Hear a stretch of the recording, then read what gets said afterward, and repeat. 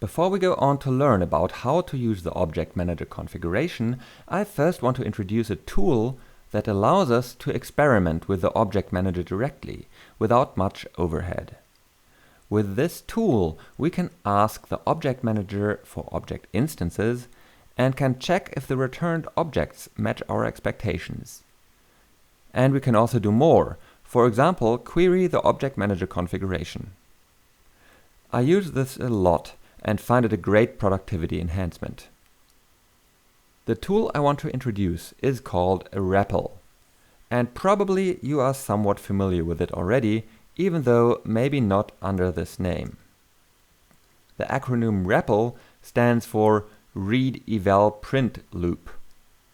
It is a console process that reads some input, evaluates it, prints out the result, and then loops to the beginning again and waits for the next input.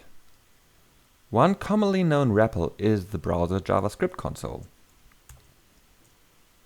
So here we are, it waits for input, takes some input, evaluates it, prints out the result, in our case the window object, and now it loops back to the beginning and waits for more input.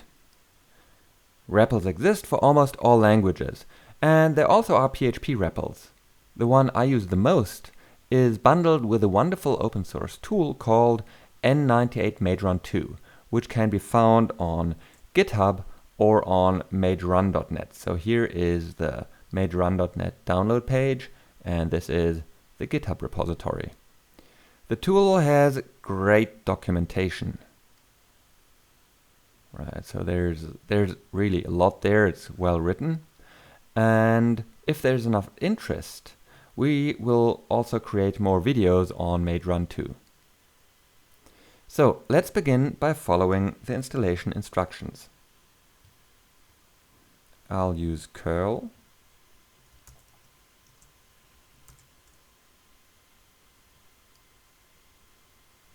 Alright, and let's try it out.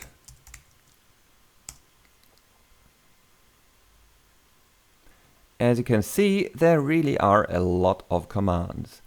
And that's partially because it also wraps all the commands offered by bin Magento. The command that fires up the REPL is called dev console.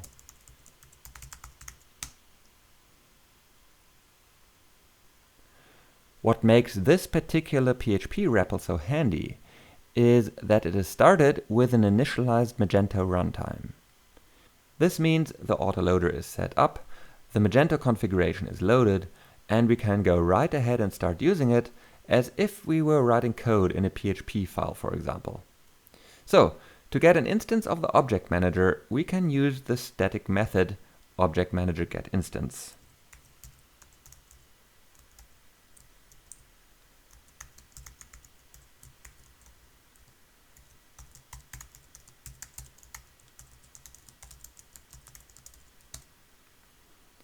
But thankfully, we don't actually have to remember that, because there is a variable $di pre-declared in the REPL, and it references the Object Manager. To instantiate an object with the Object Manager, we pass the name of the class we want to instantiate to the Object Manager create method.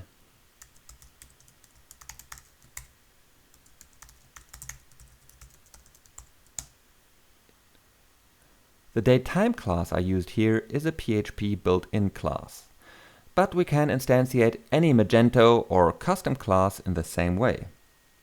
So let's go ahead and define a new class. Let's just call it foo, and I want to give it a property called bar.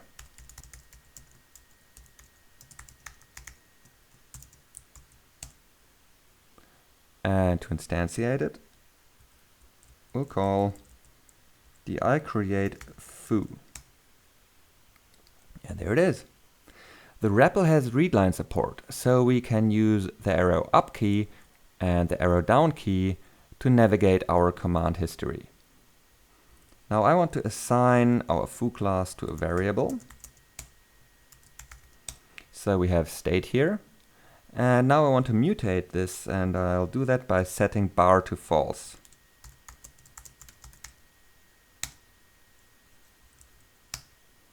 There we go. To exit, simply type exit or press Ctrl D.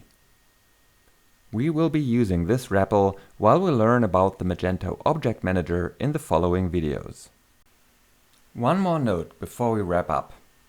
When using the Object Manager to instantiate Magento classes, often we will see a suffix added to the class name of the returned instance. For example, interceptor.